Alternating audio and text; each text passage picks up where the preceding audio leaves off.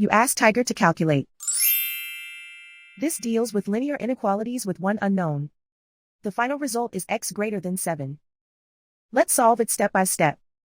Group all constants on the right side of the inequality. Add 10 to both sides.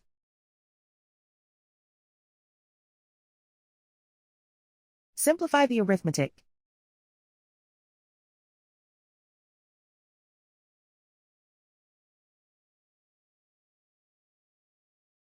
Isolate the x. Divide both sides by 6.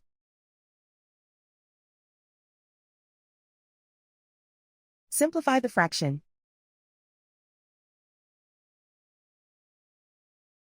Find the greatest common factor of the numerator and denominator.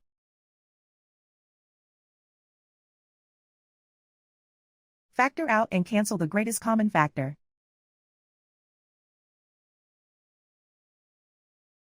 Plot the solution on a coordinate grid. And so the final result is x greater than 7.